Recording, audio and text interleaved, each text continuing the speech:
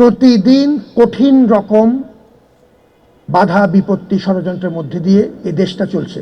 একটা কথা মনে রাখতে হবে যে আমরা প্রতিদিন নানা রকম ষড়যন্ত্রের মধ্যে দিয়ে যাচ্ছি। আমরা ঢাকা বিশ্ববিদ্যালয়ের পক্ষ থেকে আমাদের সীমিত সামর্থ্যে আমরা উদ্যোগ নেব আমাদের শহীদ কামালের পরিবারের পাশে দাঁড়াতে, এবং বিশেষত এই হলের শিক্ষার্থী এবং এই হলের সাথে জড়িত প্রত্যেক অংশীজন তাদের তরফ থেকে ঢাকা বিশ্ববিদ্যালয় এই দায়িত্বটুক পালন করার চেষ্টা করবে। তার এই বিষয়ে হলের প্রাধ্যক্ষ মহোদয়কে আমরা অনুরোধ করে যাচ্ছি, তিনি আমাদের কোষাধ্যক্ষ মহোদয়ের সাথে সমন্বয় করে প্রয়োজনীয় ব্যবস্থা নেবেন এবং আমরা শহীদ পরিবারের সাথে নিয়মিত যোগাযোগ রাখব। এই হল এবং তার শিক্ষার্থীরা জাতির বিভিন্ন প্রয়োজনে সবসময় উঠে দাঁড়িয়েছে। এই হলের প্রতি আমাদের অভিবাদন। এবং এখন পর্যন্ত আমি যতটুকু কথা শুনলাম, আমি জানি এটা অনেক কষ্ট করে আয়োজন করা হয়েছে।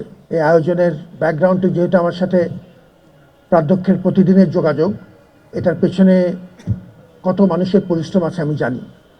সুতরাং তোমরা যারা এই আয়োজনটুক পরিশ্রম করে আন্তরিকতার সাথে আয়োজনটা করেছ, তাদের প্রত্যেকের প্রতি আমাদের ধন্যবাদ, অভিবাদন। যে আমাদের বিভিন্ন পর্যায়ে সাংস্কৃতিক কর্মকাণ্ডগুলো ছড়িয়ে দেওয়া প্রয়োজন, খুবই প্রয়োজন।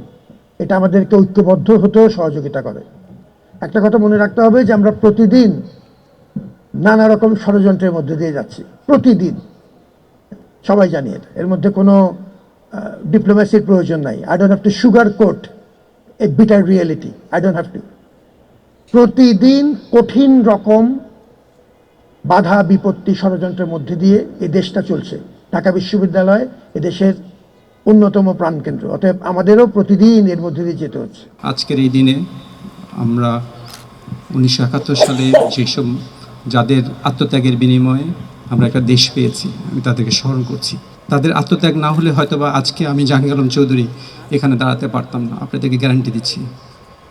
আমার বাবা ওয়েস্ট পাকিস্তানে ছিলেন, আমিও সেখানে ছিলাম। আমি খুব ছোট অবস্থায় ছিলাম, আমার কোনো স্মৃতি নাই ওয়েস্ট পাকিস্তানে। কিন্তু ওয়েস্ট পাকিস্তানের যে স্মৃতিটা, আমার যে ঘটনাগুলো আমার বাবার কাছ থেকে শুনেছি, সেখান থেকে আমার মনে হয়েছে যে আমাদের স্বাধীনতা অবিসম্ভাবী ছিল, এর কোনো বিকল্প ছিল না। এর সাথে কোনো ধরনের কম্প্রোমাইজ করার কোনো সুযোগ আমাদের ছিল না।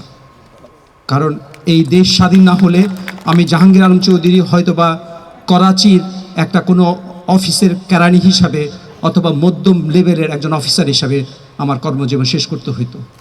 কারণ বাঙালিদেরকে কখনো উঁচু পর্যায়ে যেতে দেওয়া হয়নি, এটা নিশ্চয়তা দিচ্ছি। অতএব আমরা সবাই কৃতজ্ঞ।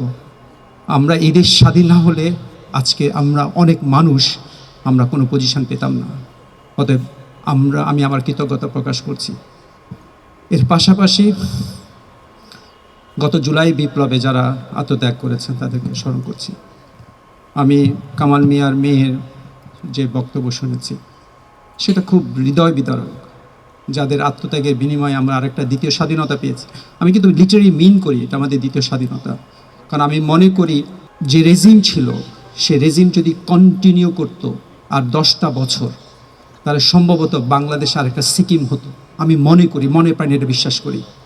আপনারা জানি না, সবাই জানেন কিনা, সিকিম একটা স্বাধীন দেশ ছিল, সেটা কিভাবে ভারতের অংশ হলো, এটা ইতিহাসটা পড়বেন। আমাদের মুক্তিযুদ্ধ এবং আমাদের 24-এর যুদ্ধ, এই দুটো সংমিশ্রণে এস এম হল মনে করে দুটোর বিজয় উৎসব একসাথে হওয়া দরকার। এই জন্য আমরা এটার নাম দিয়েছি বিজয় উৎসব 2024। দ্বিতীয়ত 3-4 বার আলোচনা এসছে, আমরা খুব আলোচনার ভিত্তিতে শিক্ষার্থী, শিক্ষক, হাউস টিউটর সবাই মিলেই সিদ্ধান্ত নিয়েছিলাম এদেশের বিজয় দেশীয় সংস্কৃতিতে সেলিব্রেট করতে হবে, বা উৎসবটা হতে হবে দেশের গান, দেশের কথায় সেলিব্রেশনটা যেন হয়। আমরা সেই ব্যবস্থাটা নিয়েছি। এটি করতে পারতাম না যদি আমাদের কয়েকজন মানুষ সহায়তা না করতেন, কয়েকটি অর্গানাইজেশন। আমি কৃতজ্ঞতা ভরে তাদেরটাকে স্মরণ করছি। রূপালী ব্যাংক, প্রিমিয়ার ব্যাংক, অ্যাডভোকেট মাহবুব, আমাদের অ্যালামনাই, ওনারা হেল্প করেছেন, এবং পরিসংখ্যান ব্যুরো, বাংলাদেশ পরিসংখ্যান ব্যুরো। আমি রিকোয়েস্ট করবো তাদের জন্য একটি হাততালি দেওয়ার জন্য। ইনক্লুসিভ করার জন্য বারবার যে আলোচনাটি এসছে, সবসময় আমরা কয়েকটি শহীদ পরিবারকে দেখি, বাট আমি বৈষম্য বিরোধী ছাত্র আন্দোলনের যারা জুলাই ফাউন্ডেশনের সাথে যুক্ত তাদেরকে বিশেষভাবে অনুরোধ করেছিলাম যে এমন কেউ খুঁজে বের করে দেওয়ার জন্য যারা এখনো নানান সমস্যার জর্জরিত, তাদের আত্মীয় স্বজন হারিয়েছে। এবং সত্যিই আজকে যে পরিবারটি এসছে এবং স্যার যেভাবে বিশ্ববিদ্যালয়ের পক্ষ থেকে আপনারা এই একটা হেল্প করার জন্য বললেন, এটি হয়তো আমার পক্ষ থেকে ছোট একটা চিন্তা ছিল, আপনার প্রতি কৃতজ্ঞতা জানাই যে আমরা এটাকে ইনক্লুসিভ করতে পেরেছি। এখানে ফায়াজের বাবা উপস্থিত আছেন, এর আগেও উনি আমাদের একটি অনুষ্ঠানে উপস্থিত ছিলেন। আল্লাহ রহমত উনি একটি সলভেন্ট ফ্যামিলি রিপ্রেজেন্ট করেন, ওনার প্রতি কৃতজ্ঞতা জানাচ্ছি এবং ধন্যবাদ আবারও আমার প্রোগ্রামে আসার জন্য আপনাকে। আমি শেষ করব যাদের জন্য এই অনুষ্ঠান করা সম্ভব হয়েছে। প্রথমত আমার হাউস টিউটররা এটা নিয়ে দিনরাত পরিশ্রম করেছেন।